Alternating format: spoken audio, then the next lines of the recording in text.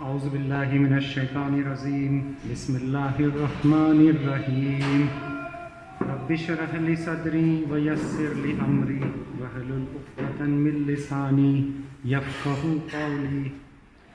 Dear brothers and sisters, Assalamu alaikum wa rahmatullahi wa barakatuhu. In today's modern times, our life has become so busy that with our jobs, home, children, and all the daily affairs, including the demand of enjoyment and fun that we seek in our today's life, that very often, if not all the time, we forget our Creator, Allah subhanahu wa ta'ala, the one who is taking care of all affairs of this world, this kaina. Every happening in our life, we take it upon ourselves as if like, okay, I have done this, I have achieved this, okay, and we thump our chest, say, okay, I did it, okay, and when things doesn't go our way, okay, we think that, okay, oh, I lost it, okay, and I failed, and we get basically disappointed, sad, okay. But we as a Muslims, what are we supposed to do when we are faced with the challenges of this life or difficulties of this life? Definitely, Allah subhanahu wa ta'ala has not made this life easy for us or for all human beings. As Allah subhanahu wa ta'ala says in the Quran, Surah Ankabut, chapter 29, verse 2, do people think that they will be left to say, we believe, without being put to test? And in another Surah Baqarah, verse number 155, Allah subhanahu wa ta'ala say, we'll surely test you through some fear, hunger, and loss of money, lives, and crops. So Allah subhanahu wa ta'ala is clearly telling you that we have been sent in this world to basically pass through these tests, and we will be facing these challenges. So we all have to go through the challenges and tests of this life. There is no escape for us. But if we keep our trust in Allah subhanahu wa ta'ala, He is definitely going to make things easy for us. Today, I'm going to share my experience on Tawakkal to alAllah, and like how putting my trust in Allah subhanahu wa ta'ala has made things easy for me when I was going through very, very difficult phase in my life. So as of today, I have been working in this IT industry for 22 years. Okay, and so this incident goes back to like some year 2012. So I started my journey in IT industry from 1997. So in year 2012, I was working for a company, and that company basically got closed down in 2012. And Alhamdulillah, I found a job in a very big MNC company, and very good salary. Okay, very very good salary, very big company, and good reputation, like they give you shares and everything. But sometimes what happens is like you are not able to adjust in that company. And there are various reasons for that, right? Sometimes like the seniors will not support you because they take you as a threat to their, like there are sometimes very difficult people to manage in the team, okay? And sometimes the stress of the delivering the project on time is so much that okay, it gives you a lot of stress. And on top of that, like your offices are so far, okay, the traveling to the offices, it adds to your anxiety and depression. So, and it just happened like once I was returning from my office to my home. So my office was in Domlur and my stay near Electronic City. And I just felt like, okay, I have no energy left in my body, okay? And I'm driving my car, and I will basically douse off, right? I started feeling the dizziness. So, and as if I have no control over the car itself, right? Maybe I was not able to apply even the brake. So because of this depression, stress, that's the level I had reached. And somehow I could manage my car. I stopped by on the roadside, and I called one of my friend Venkat. I think so. Some of the people who are part of the KQSC don't know Mr. Venkat Ramanaya. So I called him, and he took me to Acura Hospital. And there, basically, they did my checkup, and several of my body parameters were abnormal. My BP was very low, and my thyroid level was very high. Okay, my heartbeat was abnormal, and so I was put on the basically medication. So they said, okay, because of all this stress and all, right, you have all these problems. And they put me on the antidepressant and like all the stress related thing, thyroid medicine and whatnot. So if you see, like when you take all these medicine, that also did not help me, because once you start taking antidepressant, it gives you more sleepiness. So how it works is like it puts you to sleep. So you take more rest, your body get more rest, and you expect, okay, it is going to heal you. But what has happened, because of that, it again started affecting my work even more, because I am not fully attentive now in office. So some more time passed like that, and somehow I managed to pass through that time. And then the month of Ramzan came in the it was time of July 2013, and as part of the KQSC Quran Study Circle, we do the Takhrat, like odd nights stay in the Masjid-e-Mamur. And so one Saturday night, I also joined them. And as part of the Quran class there, I came across some of these ayats of the Quran. Okay, so Surah Talaq, chapter 65, verse 3. وَمَنْ يَتَوَكَّلْ alAllah فَهُوَ حَسْبُهُ. And whoever puts all his trust in Allah, he will be enough for me, enough for him. And Surah Nisa, chapter 4, verse 81. وَتَوَكَّلْ alAllah وَكَفَى بِاللَّهِ وَكِيلٌ. And put your trust in Allah, and Allah is ever all sufficient as a disposer of all affairs. And another verse, like Surah Al-Imran, chapter 3, verse 159. فَإِذَا أَزَمْتُمْ فَتَوَكَّلْ عَلَى اللَّهِ إِنَّ اللَّهَ يُحِبُّ الْمُتَوَكِّلِينَ. And when you have taken a decision, put your trust in Allah. Certainly Allah loves those who put their trust in Him. So that night was very, very, very, very impressive for me. So when I came across these verses, and knowing my situation, I realized yes, what am I going through? And when Allah subhanahu wa ta'ala is clearly telling this, okay, this situation, why am I burdening myself, okay, to this particular job, okay, and what will happen if I leave this job? Anyway, Allah ta'ala is telling, put your trust in me, and basically I'll take care of all your affairs. And so next Sunday it was off, so I kept pondering over these verses of the Quran, and I did more study of such verses in the Quran. And by the Monday morning, this feeling was so strong in me that I said, okay, enough is enough. I'm going to put down my paper. Okay, and so on Monday I went and resigned from my job without knowing what am I going to do. Okay. So like that, so basically so 1 month passed, my notice period got over, and I was still not sure what I want to do.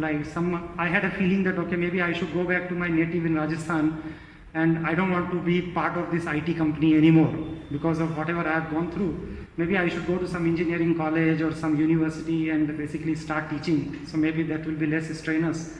So I contacted some of those universities and colleges in my city native, and I didn't get much of the positive response from them. And so like that, 2 months passed, and I started attending again interviews here. So one day I had gone to interview for Cisco Systems. So most of the brothers who are in IT company, they know Cisco is a very big company. And that interview went well, and by the time I finished, it was around 7 o'clock in the evening, because they take long interviews for the senior people. And I was returning from there, and those days I was never used to use Google Maps and all, right? So I was coming through HSR layout, and somehow I got lost, okay? And while going through this road, that road and all, right? Suddenly I came out, after some maneuvering, I came out at one main road. And just in front of the main road, I saw one board of one IT company. And suddenly it clicked me, oh, this is the company of one of the manager, the company which got closed down in 2012. They started a startup company. They left their job, they started a startup company, and I realized, oh, this is the company of that my manager. So he was manager in that company. Okay, fine, I have come here, let me go and meet him. So, alhamdulillah, when I went there, so by the time it was around 7:30, 7:45, he was still there in office. So he just casually talked, and I told him about what I have gone through in the last 1 year and so. And I said bye to him. I went home. Since for the 2 months I was sitting at home, and like sitting at home, like I never sat at home, right, in my previous to 12, 13, 14 years of experience, or maybe around 15 years by then. I never sat at home idle. So I was really getting bored, like I don't know what to do. So I called this manager saying, hey, can I come to your office sometimes if I feel like, so that maybe I'll just sit there, I'll talk to you, or so he said, fine, no problem. You can come over whenever you want. So another 1 week passed like that, and after 1 week, so I had not gone to his office again, and after 1 week he called me again, Nazim, why don't you come to our office, and we want to talk to you. So I said fine. So I went there, and then basically they gave me an offer saying that now we started this company, we are about 15, 16 people now, we want to grow, but we are not able to put focus. So if you join us as a partner, okay, it will be great, we can work together. So I said fine. And they told that, okay, but we will not be able to give you the salary that you are getting in your last company. Okay, so we'll give you maybe 1/3 or 1/4 of what you are getting. So I said, okay, fine, let me think about it. Okay, just give me some time. And when I was coming down from this one, suddenly it was the Asr time. I saw like a beautiful azan coming from a mosque. And I realized there is a mosque right in front of the office there, just across the road. Somehow that struck me. I said, like, what a good place to have an office where you have the mosque across the road. In my previous company, we used to struggle. I used to go to generator room to offer prayer. Sometimes we are going to the rooftop to offer prayer, because most of the IT companies, like, there will not be any place provided for a prayer. So I said, okay, suddenly like it struck me. I thought about it for 2 days, and I said, like, fine, I'm going to join these guys. It doesn't matter what the salary is. I'll just go, I'll join them. So I told them, and as part of that, basically they made me partner, and they gave me certain percentage of the shares in the company. And alhamdulillah, in 3 years time, the company grew like 5 times, 6 times, and our revenue grew about 10 times than compared to what I was joining. So I completely focus on project execution. And as part of that, it really gave me my new this thing, like, so I got a lot of new roles and responsibilities. Okay, like earlier I was just doing the project. Now here I am the HR manager, I am the admin manager, I am the project manager, so many roles, because there are not enough people to take care of these. And the other 2 guys who started that company, they focused on getting the business. And I completely took care of the office, like the project execution and all. And as part of that, basically I learned a lot of new technology also, like Internet of Things, IoT, which was a very hot area. And alhamdulillah, by 2007, we got an offer for acquisition of this company. Okay, and within 3-4 years, by the time April 2007, that big company acquired this company. And alhamdulillah, whatever the reward I got, that reward was like far like more than what I would have got working in that big company for that many number of years. And apart from that, like, I became the director now in a much bigger company, and shares in this bigger company. Now, when I look back, I see like how it happened, right? Like, I got lost just coming across this company. Like, it's nothing is planned by me. It's not that, okay, they don't know me where I was doing and all, right? So it can only be explained by the qadr of Allah subhanahu wa ta'ala, that like whatever He plans, like He plans for us. Okay, so when we have like Tawakkal alAllah, putting our trust in Allah subhanahu wa ta'ala, the problems of this world will not affect you. no matter how difficult they are, nothing will happen unless He has willed it. So maybe it was Allah's will that I went through that many trouble in that company, that I left that company and I joined this company. If I had continued working in that company, and if these guys had come and given me the offer, there is no way I would have worked at 1/4 of the salary. Okay, so it was Allah's will that He put me in so many trouble that I had to quit that company and come out of it. Okay, and made joining this company easy for me. It's a very easy decision. Okay, so how difficult the situation is, Allah, whatever is happening, Allah has willed it for you. So we have to believe that He is my Mawla. Allah subhanahu wa ta'ala is our Mawla. He is my protector. He has created me, so He cares about me. Okay, He will never leaves you alone, right? He provides the risk, and so why should I worry about thing? One more thing that I realize is that we have to realize about the Tawakkal alAllah is it's not that we said I trust in Allah subhanahu wa ta'ala and now I do nothing and sit at home. Okay, so Tawakkal alAllah is you just have that Allah is taking care of me, but your action doesn't stop. You have to keep working hard.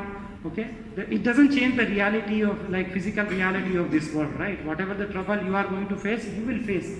But you have to take your action, you have to work hard and keep working on your whatever the plan that you have. And Allah subhanahu wa ta'ala definitely is going to help you. As our Prophet Muhammad sallallahu alaihi wasallam taught this dua, whenever we are in distress or trouble, if you say this dua with iman in our heart, Hasbunallahu wa ni'mal wakil, inshallah, will definitely find peace in our heart. Ibrahim alayhi salam said this dua when he was put in fire, and this fire became garden for him. Okay. So I'll close my this small talk with the Hadith Qudsi, where Allah subhanahu wa ta'ala told Prophet sallallahu alaihi wasallam that, O son of Adam, do not be afraid of any power or sovereignty as long as my sovereignty remains, and my sovereignty never ceases.